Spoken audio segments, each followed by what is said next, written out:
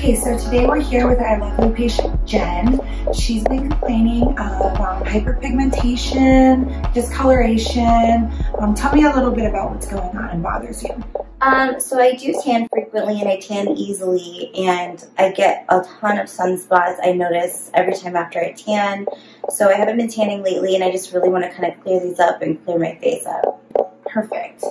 So what I'm going to do now is I've already double cleansed Jen. So we got the skin nice and ready, prepped, and then everything you need to do the peel is going to be in the little kit. So the first step after I've double cleansed is I am going to take this peel prep towelette. So it's a little towelette that has acetone in it. It helps to degrease the skin.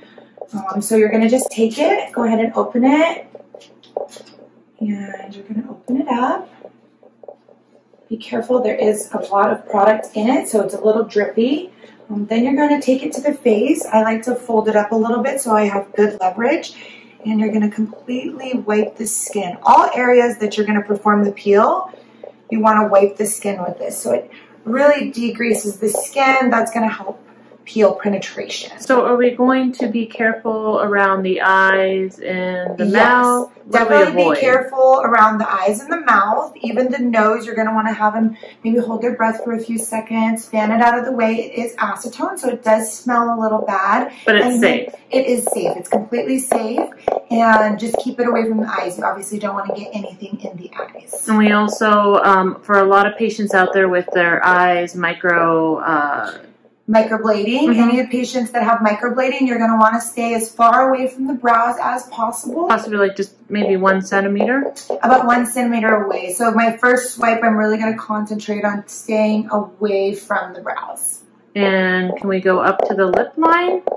We can go up to the lip line. You can also, on the very last pass, get closer to the eye, to the lower lash line. If there's pigment under there or dark circles, you can get up there, but you only want to do it on the last pass with very little product. Okay. The rest of the face is fine. You can do as many passes until you see frosting. So also, as we say, she does a little couple things about this peel. Right now, she is not tanning, not spray tanning. She knows that she has to be out of the sun at least a month before the peel, and I mean, we suggest a month or so after the peel, and definitely using sunscreen, because what we want to do now is kind of reverse that sun damage and give her a nice light, bright skin to work with. Okay. Now what? So the next step, like I said, everything that you need is provided for you in the little pack. The next step you're going to do is get the gauze. The gauze that they provide is a rough gauze. They provide you with 2 pieces of it. I like to start with 1 piece so that we have another one to continue applying the peel. So there's 2 pieces. You can see they're rough gauze. So you're going to fold it into a little square, and so you can just use the corner. You're not going to completely saturate the gauze. You want to start with just a little corner. The first pass is really just going to be to numb the skin, and then you start applying the peel heavier. So I'm going to take my peel, and then I take the little corner, and I'm just going to lightly dip it in the corner. Once again, you don't want to saturate the entire piece of gauze. So you see I got just about that much, and then I'm going to start the process. I'm going to go ahead and start. So I typically start on the forehead. I'm going to go up and then work my way around the brows. How's that feel, Jen? It feels nice. Okay, no burning. No, not at all. Okay, so then I'm going to do a little wet. And if you see, I'm using the corner just to kind of guide where I'm going and make sure I'm not getting close to the brows. We also can go up into the hairline if anybody has any sun damage, right? It doesn't damage the hair. It doesn't damage the hair. It's not going to affect the hair at all. So then I'm going to go down the face and just work your way around the mouth. And you see I kind of use the corner just to guide myself. And like I said, this one is just to start the process and numb the skin. No pain? No, not at all. Good.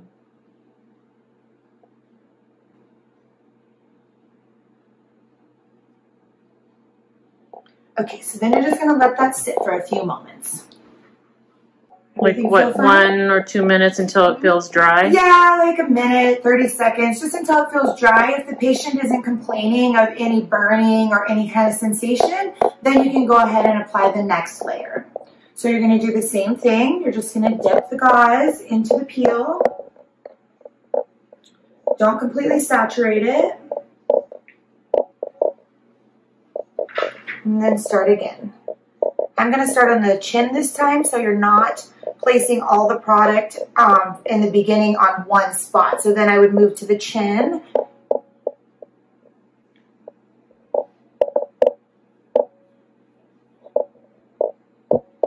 And up the forehead.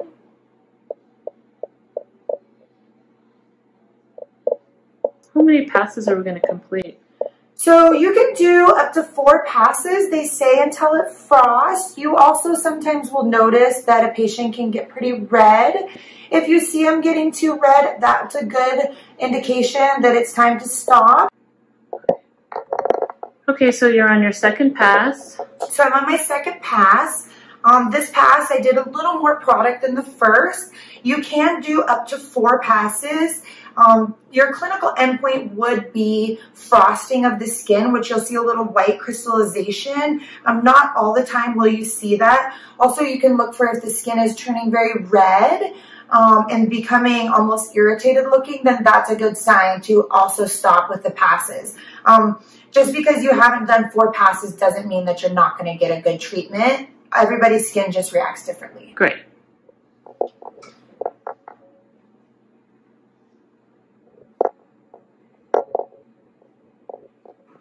Okay, so now I'm going to do the third pass. And on the third pass, I'm going to go the opposite way. So you always want to start in a different spot so you're not saturating that area with all the product. Kind of like you're starting the forehead, the first pass, yep, the second you go in the chin. Chin this way, and then I'm going to go chin the other side. So I'm completely covering each part of the face with my first application, or the first, application.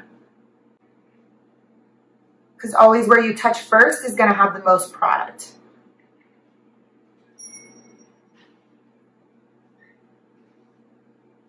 So we're on our third, and you started kind of third pass with the right cheek, and then your fourth you'll do the, so you're going top, forehead, then the second pass start from the chin and go up, and then the third you're going to go to the right and around, and exactly. Then the fourth is you're going to go more like starting with the left cheek up and around. It's like a clock. It's like a clock. I'll be back. Do you have any pain at this point, Jen?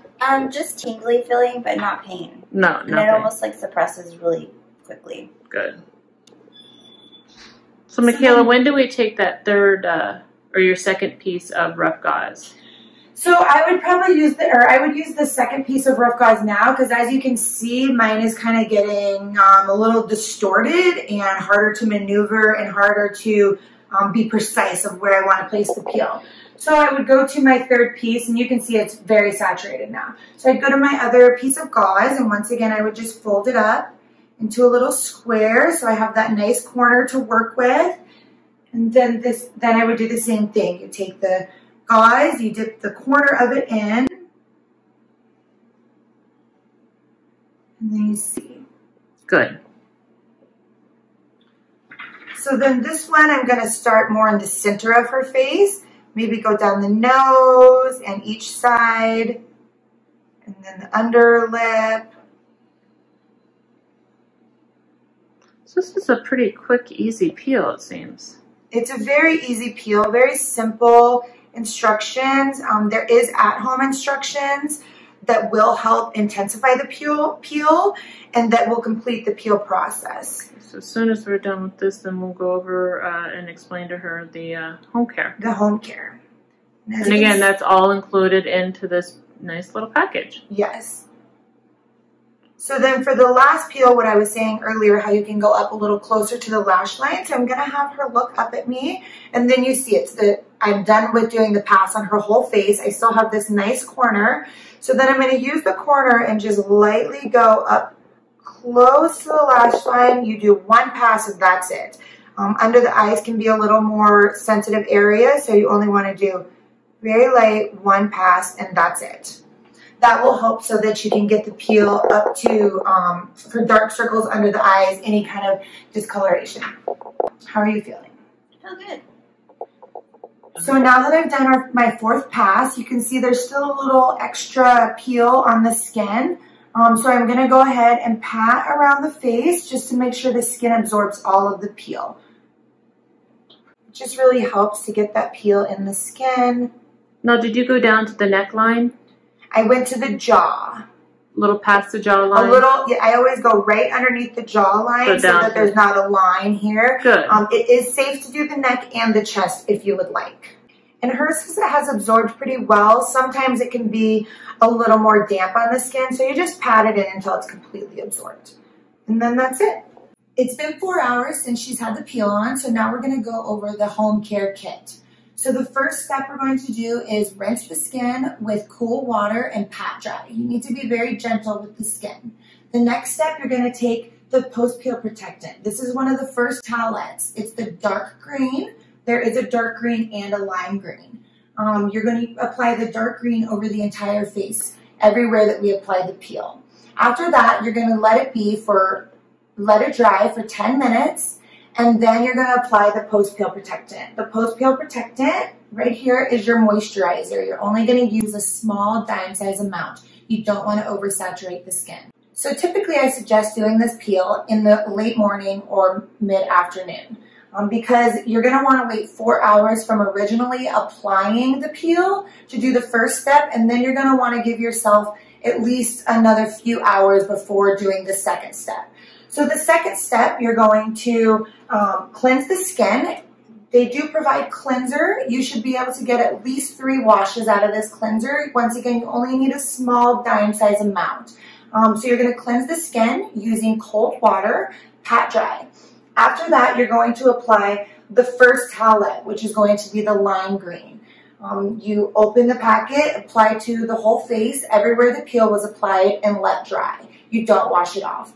Then you're going to wait another half hour and apply the second peel towelette. So the second peel towelette is the dark green. After applying that, once again, you're going to open it, apply it to the entire face where the peel has been applied, and let dry. 10 minutes after applying this, you're going to apply your post-peel protectant, which is your moisturizer, a very small amount, dime-size amount, and then you're able to go to sleep. Okay, so now we're on day 2, the day after the peel. In the morning, you're just going to cleanse the skin with the cleanser that they provide you using just a small amount. And then if you're going to leave the house, you're going to want to apply the sunscreen and the post-peel protectant. You can apply it 2 to 4 times a day, a small amount, dime-size amount.